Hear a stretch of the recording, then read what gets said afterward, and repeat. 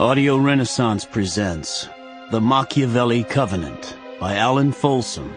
Read for you by Jeremy Davidson.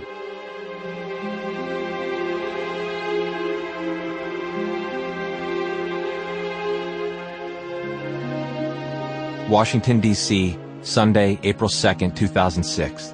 George Washington University Hospital, Special Care Unit, 10:10 p.m. The slow pound of Nicholas Marten's heart sounded like a drum buried somewhere inside him.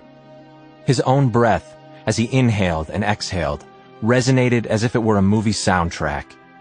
So did the sound of Caroline's labored breathing as she lay on the bed next to him, alongside the chair where he sat holding her hand. For what seemed the 10th time in half that many minutes, he looked at her. Her eyes were closed, as they had been, her hand resting gently in his. For all the life in it, it might as well have been a glove. Nothing more. How long had he been in Washington? 2 days? 3? Flown there from his home in Manchester, England, almost immediately after Caroline's call asking him to come. He'd known the minute he heard her voice something was terribly wrong. It had been filled with dread and fear and helplessness. And then she told him what it was. She had a very aggressive, untreatable staph infection and was expected to live only a few days more. For all the horror and shock of it, there had been something else in her voice. Anger.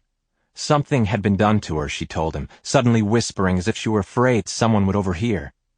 No matter what the doctors said or would say, she was certain that the infection killing her had been caused by bacteria that had deliberately been given to her. It had been then, judging from sounds in the background, that someone had come into the room. Abruptly, she'd finished with an urgent plea for him to come to Washington, then hung up.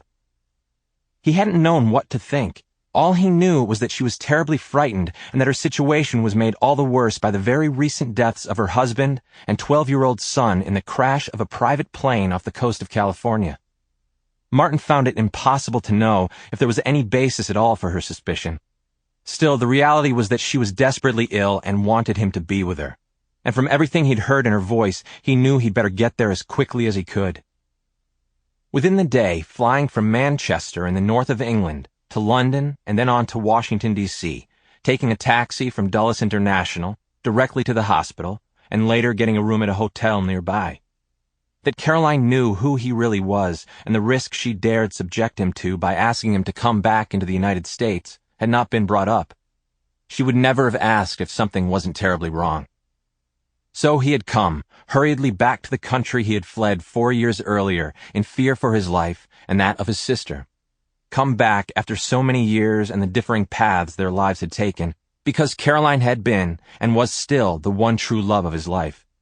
He knew, too, that even though she was happily married and had been for a long time, in some unspoken, even profound way, she felt the same about him. Marten looked up sharply as the room door was suddenly flung open. A heavy-set nurse entered, followed by 2 men in dark suits. The first was broad-shouldered, in his early 40s, with dark curly hair. "You'll have to leave, sir, please," he said respectfully. "The president is coming," the nurse said curtly. At the same instant, Marten felt Caroline's hand tighten around his. He looked down and saw her eyes were open. They were wide and clear, and looked into his the way they had that first day they met, when they were both 16 and in high school. "I love you," she whispered. "I love you too." She looked at him for a half-second more, then closed her eyes, and her hand relaxed. "Please, sir, you have to leave now," the first suit said. At that same moment, a tall, slim, silver-haired man in a dark blue suit stepped through the doorway. There was no question who he was. John Henry Harris, President of the United States. Marten looked at him directly. "Please," he said softly, "give me a moment alone with her. She's just died." The men's gaze held for the briefest moment. "Of course," the president said, his words hushed and reverent.